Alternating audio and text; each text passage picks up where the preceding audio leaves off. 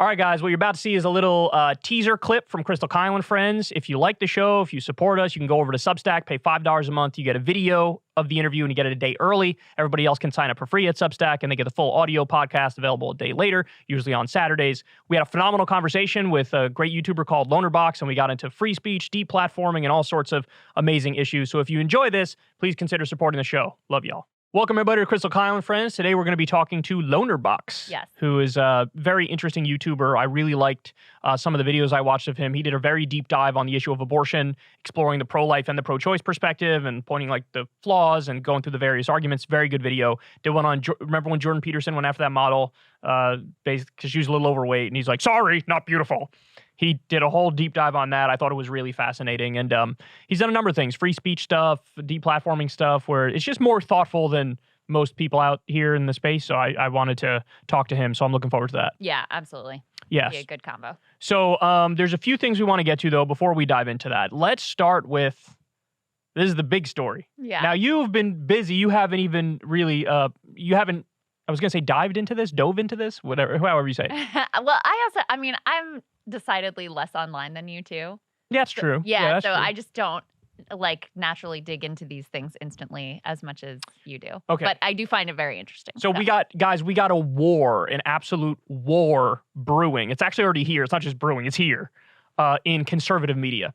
So to this point, you've seen the fights in Congress, right? The Matt Gaetz versus Kevin McCarthy and Marjorie Taylor Greene versus Lauren Boebert. So that's already exploded. And even Trump versus DeSantis. We're already in full swing, right? Uh-huh. Now it's crossed over into conservative media.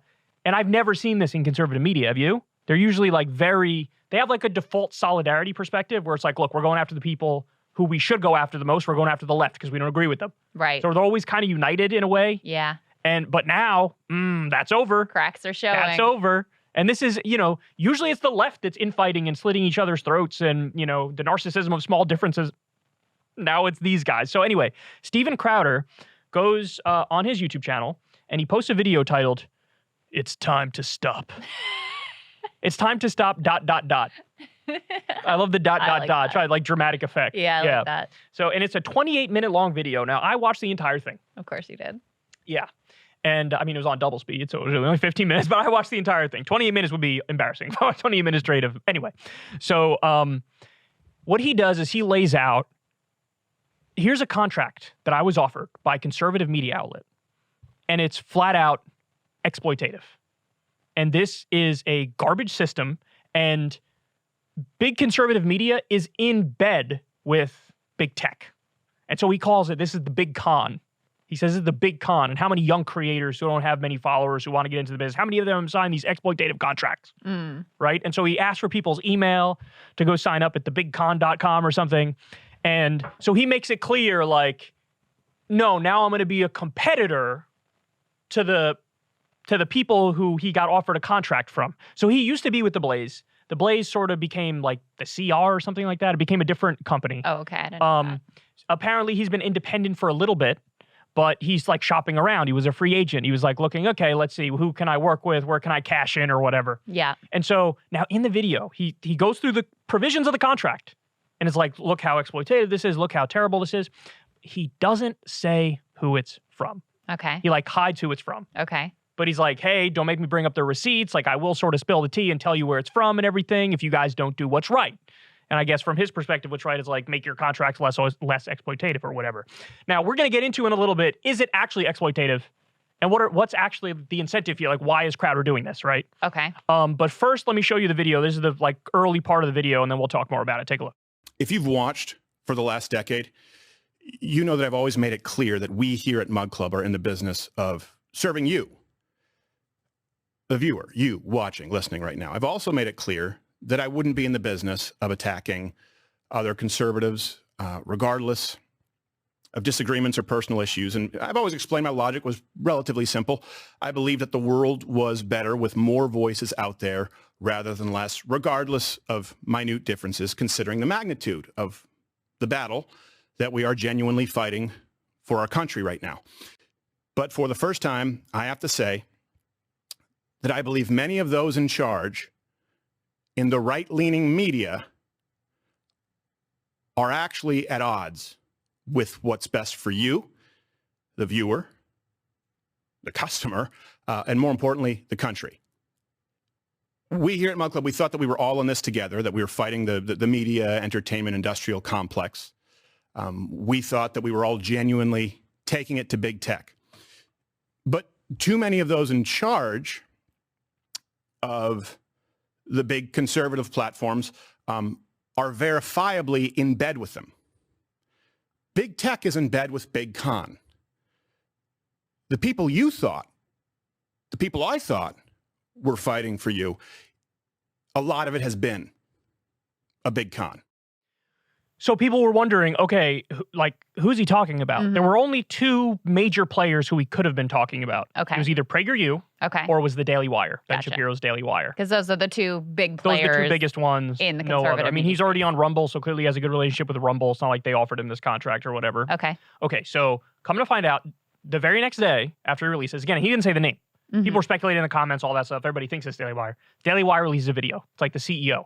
The CEO just lays all his cards out on the table and was like, look, he showed you some of the contract. We'll show you the whole contract, right? And it's like, this is what we offered him. So he was offered $50 million. 50 million DZACs, y'all. 50 million DZACs. Okay. Over, I think it was a 4-year period. And then there's even more, maybe like another 25 after for whatever, something like that, right? I don't remember all the specifics, but it definitely was $50 million. Wow. Okay? And then, so the stuff that Crowder is annoyed by, because you're probably sitting here thinking like, exploitative my ass cheeks, except the contractor don't pretend like, oh, I've been so wrong. Yeah. Oh, are you really? Are you really? With a lot of people would love to be that offer. persecuted, Dippy. Okay, so here's what Crowder's mad at. So one of the provisions of the contract says the following. If Crowder is boycotted or dropped by more than 50% of his advertisers, that is 50% of the revenue from those partners, then the company, and the company is not able to replace that within 90 days, then the fee that he's given will be reduced by 25%. So you could take 25% off of, whatever it is per year, 12 million per year. Okay. It's reduced if you lose 50% of your revenue. Okay. Then they go on to talk about, hey, if there's a content strike on your channel from YouTube, or if there's a ban, YouTube ban or whatever, then you also lose a certain percentage of the fee. So like, if you get a strike on YouTube, you lose X percent, 20% or whatever. It's, Apple Podcasts, same thing. Facebook, you lose 10%. Spotify, 10%. So he looks at this and his conclusion is, and he harps away on this in the video, is like, you guys are in bed with big tech. Because what you're saying is, hey, liberals, leftists, come boycott us because it's going to work. That's what he's saying effectively. Now, again, he's getting he would get $50 million, and they're saying if you lose 50% of your revenue, we'll cut your fee 25%. So the numbers on that might actually work out still in Crowder's favor. You know what I'm saying? But just the fact that there's any provision. They that's want the creator to bear the risk of a potential boycott or advertiser ban or some sort of strike on the channel. Some of the risk, but the number might actually work out because again, they said we'll reduce your fee by 25% if you lose half of your revenue. So it could still be beneficial for him in a way, right? It all depends on the exact numbers, and we don't know the exact numbers. Well, to your point, so listen, if you are independent, totally on your own, and there's an advertiser strike or you're dropped from YouTube, banned off of YouTube or whatever, obviously you're bearing 100% of that risk. So in theory, if you're signing on with Daily Wire, they're actually mitigating some of the risk that you would face if you're an independent creator, is what you're saying, right? But Crowder goes on to point out, I guess they didn't know, I've been demonetized on YouTube for 3 years. He hasn't had YouTube revenue for 3 years. Whoa. And so he doesn't make any ad revenue. He makes his money through Mug Club. I guess he makes his money through What is Mug Club? Is like you literally just buy mugs? Mugs or merch, and it's his thing. And he makes a decent amount of money through it. I mean, look how much Alex Jones was making from his like InfoWars store. He makes a lot. And Crowder's got a huge, I mean, he's got over 5 million subscribers, almost 6 million subscribers. And his videos get phenomenal views. Yeah. So he has a real audience there. Yeah. And then he maybe, I don't know for sure, but he might make some money through Rumble, either from an upfront payment that they gave him or through advertisers. They're not 100% sure on that front. So he's independent right now. And clearly makes a lot of money right now, but clearly he takes it as an insult that he's offered $50 million. Now, the funniest part of this is he's like the biggest advocate of capitalism. Right. Hey, Steven, this is exactly the system you argue for on a daily basis. True. Now, by the way, you're under no obligation to, it's not like they give you the contract and, oh, now I'm in it. No, you'd have to agree to it. You'd have to sign to it. And also, by the way, if he wanted to, he could just counteroffer. He'd be like, here, get rid of all of these provisions about if there's a strike or if there's a copyright there or whatever. Get rid of all of that, and then we got a deal. He could have done that. He could have said, here's my counteroffer. In fact, I'm sure they were waiting for a counteroffer, knowing that this guy's got over 5 million subscribers. This is not like some upstart just out of college who has isn't established yet. So he clearly didn't counteroffer. He clearly put them on blast, and he didn't say it's a $50 million contract. Yes. He just showed these provisions, because he the knew bad that provisions. fact would not be, I mean, people would look at that and be like, oh yeah, this is like wage slavery, poor guy. I don't know if he didn't think Daily Wire would respond, but the Daily Wire guy responded and was basically like, look, man, that's business, right? Like this is the way it works. And so my theory is I think he was planning all along to launch his own competitor to Daily Wire. You think so? And he's using this as like a springboard to do that, to try to make it look like, look at how exploitative they are. Like, look at what they do. And he wants to take some market share for them and use that as like a launching pad for his own. Right. thing. Now, you told me this is hilarious. Jordan Peterson, who works for the Daily Wire, retweeted Steven Crowder's video, not realizing that he was talking about the Daily Wire. And Jordan Peterson, of course, just signed a big contract with Huge the Daily contract. Wire. Now, by the way, I looked for that number last night. Crystal and I couldn't find it. I don't know how much money he's making. Oh, it's got to be. But if they're giving Steven Crowder $50 million, or offering him $50 million over 4 years, which he took, it was insulting. Umbrage at, right? Yeah. Then he had to be making, I mean, more than that. He had he's kind of bigger than Steven Crowder is. Yeah. Right? I would say so. I would say that he's a bigger So what's he getting, $100 million? It's crazy the amount. I mean, it also just does expose the amount of money what they are playing with over there in the conservative media ecosystem is just a whole other That is world. such an important point. That's such a great point because, and I remember this from way back in the day, back when Glenn Beck had his radio show, but this was before The Blaze. Mark Levin is in the same boat. Rush Limbaugh's in the same boat. Just so everybody understands, they are welfare queens on that side of the aisle because they have these right-wing think tanks, the American Enterprise Institute or Freedom Works or the Heritage Foundation, and they are swimming in money that's donated to them from billionaires. They're billionaire-run operations. And then they just give basically checks, no strings attached to all these various, like Prager universities, like almost fully funded by that stuff, right? And so when you have these huge think tanks backed by billionaires, and the whole point is, hey, we want to get our propaganda out there, so let's just pay propagandists. Right. And they give them millions every year. There's no... Yeah, I mean, Turning Point is bolstered by all these people too. They can't lose. And they cannot lose. I know there's like, it's funny, there's a lot of projection from the right that there's a similar thing going on the left. They imagine like George Soros is funding everything, creating this network, and it's just, yeah. Are you kidding me? They're projecting what the reality is on their side on, what they think must be happening on the left, guys. The funny thing is not that all the money is on the right. There's just no doubt about it. We are direct competitors to these people, and they're bitching over only $50 million over 4 years, bro? Are you trying to rob me, bro? This is like, we're on different planets. Yeah. Well, We're nowhere near this. Are you kidding me? I mean, this is a small operation. We raise through small dollar donations. We don't get nobody cuts us a check. I like your point, too, about how much in conflict with the stated values of like, I'm about free market capitalism. Right. And then it's like, well, this is what it looks like, contracts and, whether or not you think this particular $50 million contract was exploitative.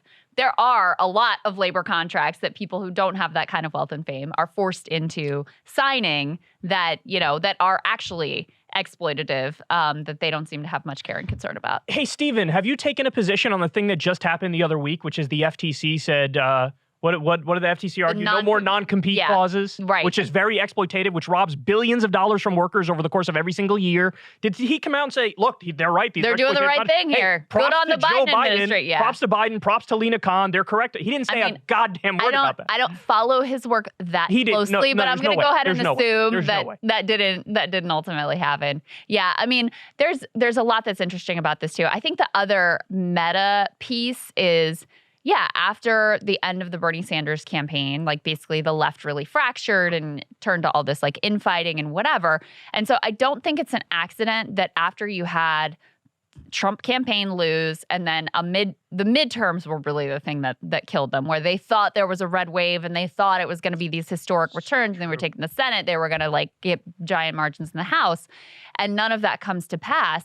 I don't think it's an accident that after that you're seeing a similar fracturing happening on the right now. Now, you pointed out you see it in Congress there was just reports in the Daily Beast about like Lauren Boebert and Marjorie Taylor Greene had some screaming match in the girls' bathroom or whatever. Yeah. And but I mean, it's playing out obviously very publicly. And then now for the first time you see these sorts of fractures emerging on the right, which it's always been ironic that the right seem to have a better idea of solidarity than the left did in terms of their media space. But this may be just the opening crack, and because these are the sort of battles that they do force people to take sides. That's exactly right. No, you're so right. All of that is so true, because now you see like one of the issues on the right is the sticking point is going to be vaccine stuff, right? You have people who are just flat out, it's a hoax, it's a scam, shouldn't get the vaccine. You have people who are kind of in the middle on that, and then you have people who are like, no, it worked and Trump gave it to us, and let's stop being silly. Like, this was a good thing. Well, and so there's going to be a fight over that. Stop the steal. There's still there's disagreement on stop the steal. There's going to be big disagreements in this Republican primary. I mean, you got some people who are still ride or die for Trump, and you got some people who are really into DeSantis. I mean, Shapiro and them are obviously like Team planning DeSantis. their and clearly Crowder DeSantis. is posturing as more like, I'm probably going to stick with you the big think he's dog. going to stick with Trump?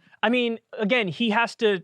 If his plan is what I think it is, then he has to differentiate himself from the Daily Wire. I mean, that would be the strategic move. Clearly, one of the things he's doing here is they're exploitative. I'm not exploitative. Because one of the things he said is like, go to, whatever the name of the website was, stopthecon or something like that.com. Yeah. And it was like, give me your email address. And hey, if you want some sort of a fair business deal, if you're getting started in this conservative commentary, reach out.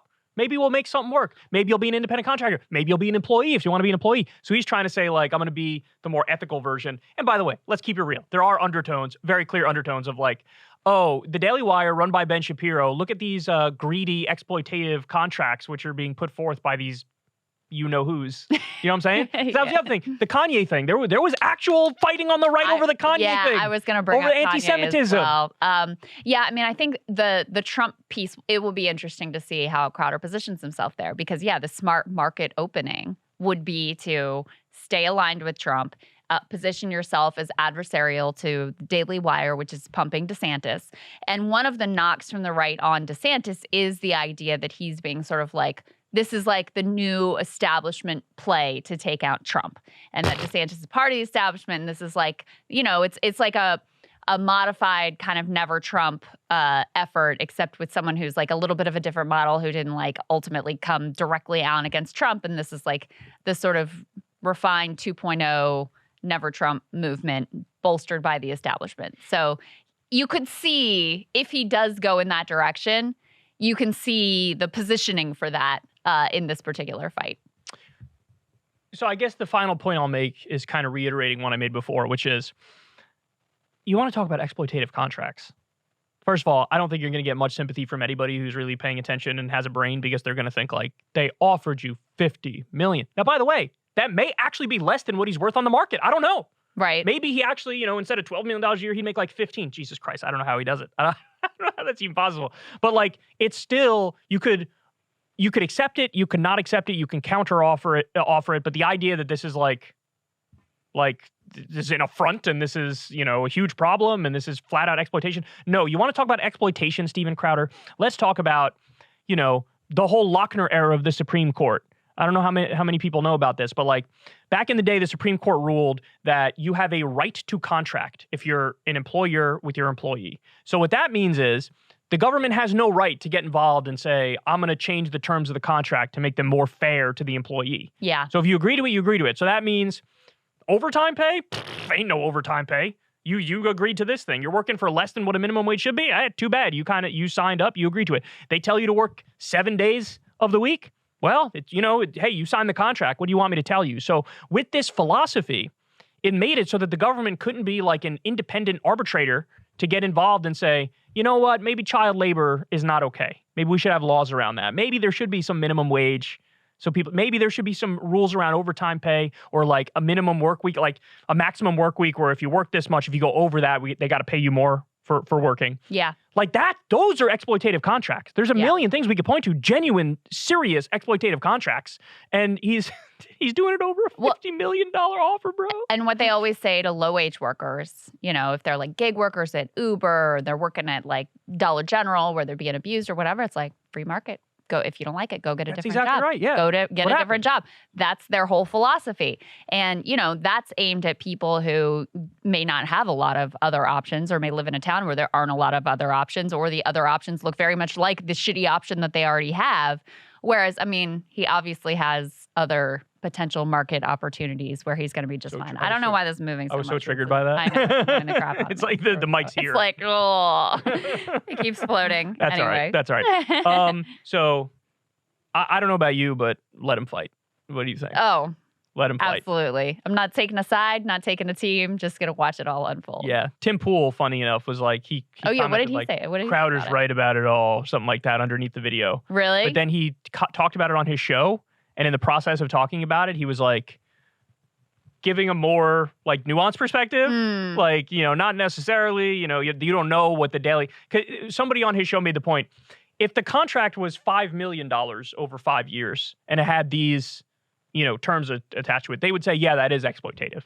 But if he offered $100 million and has those things, it's like, that's not really exploitative, right? Yeah. You know what I mean? So I guess it depends on the details. But again, the money these people have, the money they have, Crystal, this is ridiculous. And this is why people say, like, if you're on the left, it would be good for you personally, for your bottom line, to do the whole, like, why I left the left, move to the right thing. Because they have so much money on that side. That's right. We you have wonder why you Dickie see McGeezax on this side. that narrative unfold, the why I left the left narrative unfold, but you don't see it happening the other way. Yeah, why I left the right. Yeah. Why like, socialism is actually based. yeah, you don't see that because it would mean that you lose like millions and millions of dollars. Yeah, so our ego took a huge hit looking at these numbers. And again, he's complaining about it. Only 50 million, bro, exploitation. So guys, please support us on Substack. Bottom line. Go pay $5 a month for the love of God. We're embarrassed over here. You know, or go to Secular Talk Patreon, or go become a member of Breaking Points. This is crazy. It's bad. Hey y'all, do me a favor and like and subscribe. It helps out big time in the algorithm. Click the bell as well for notifications when videos drop, and watch that video on screen right now. You know you want to.